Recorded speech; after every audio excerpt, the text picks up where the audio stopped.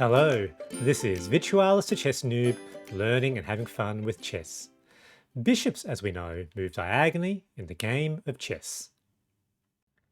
Given the geometry of the game, that means that each bishop can only access half the squares on the board. As compared to rooks, which move orthogonally and can access all squares, bishops are a relatively less powerful piece. However, bishops are more tricky.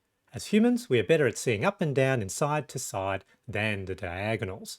This makes bishops potentially powerful in the setting of certain traps around long diagonals. In this game I played this morning, my opponent's error involving a long diagonal allowed me to win the game. Please enjoy! Let's start with the review.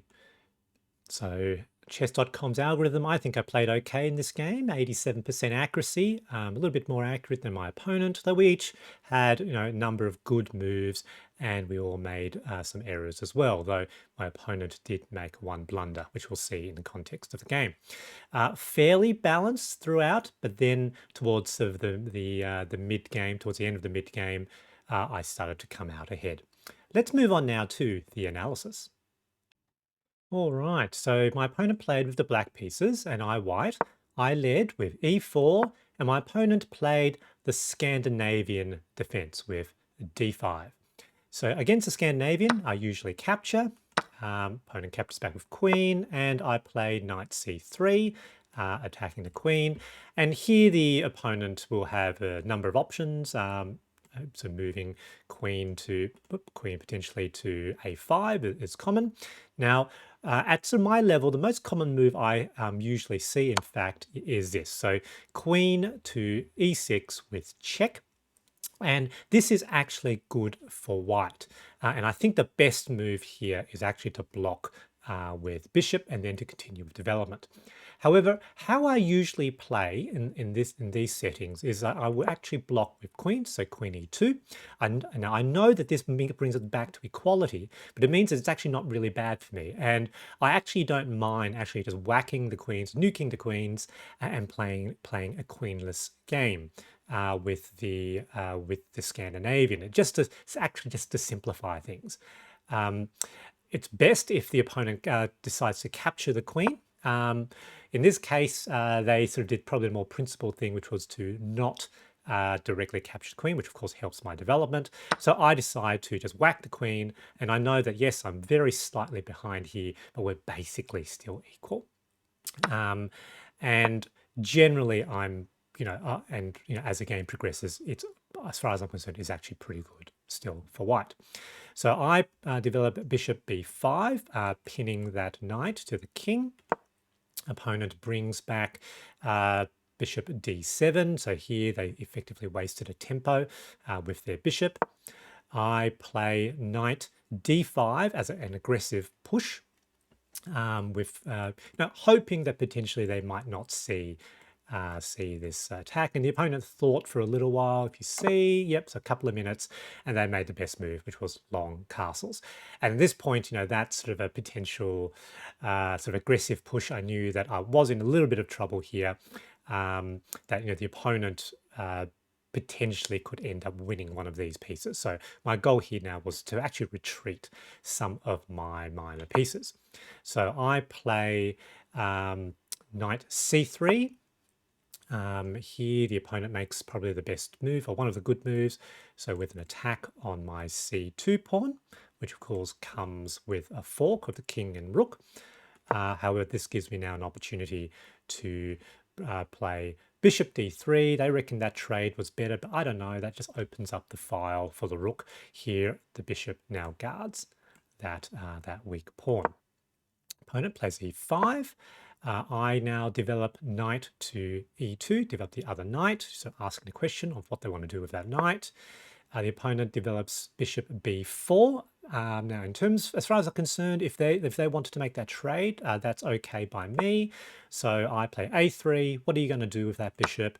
They do capture, and I capture back with the b pawn. So apparently, it was better to capture with that pawn. I suppose fair enough. However, I thought the opening up of the b file with the opponent having already long castled was good. opponent retreats their knight to c6. I short castles, so opposite side castling now. So this potentially could get a little bit interesting. The opponent would probably be trying to push their pawns onto my king side. Potentially I need to form an attack on their queen side. So they push f5. I bring the rook to rook b1, so now controlling that file. Opponent plays e4 with an attack on the bishop. That's okay. Bishop goes to bishop b5 with an attack on the knight and potentially also the bishop should they move that knight. They do move the knight. Here I thought it would be good to just to whack the bishops. And now the opponent no longer has the bishop pair.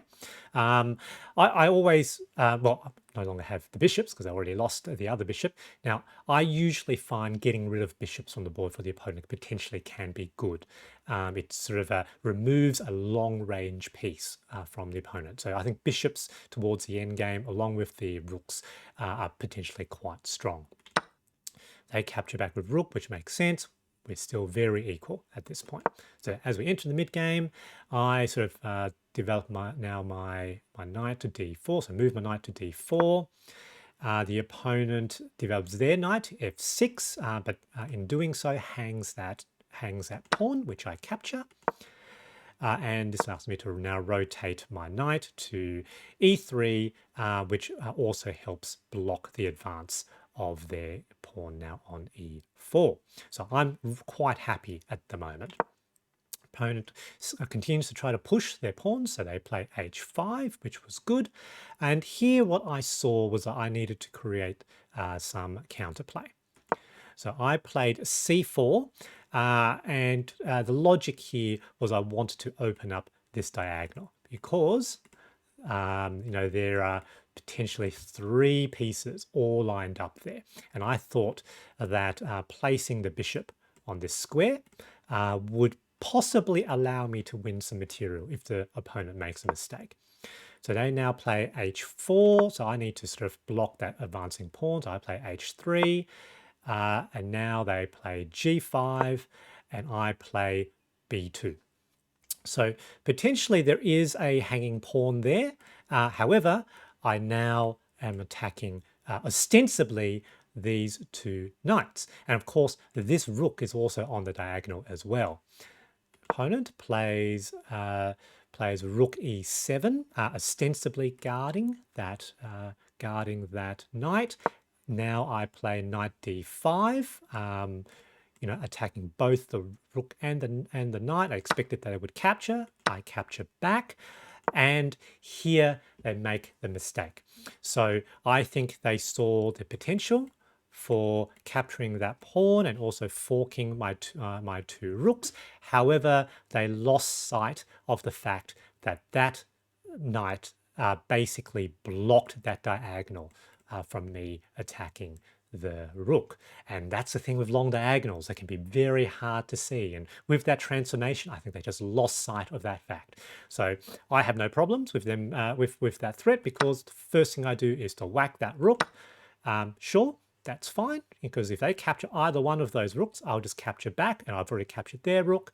However, before that, I now can play bishop f6, forking the rook and pawn.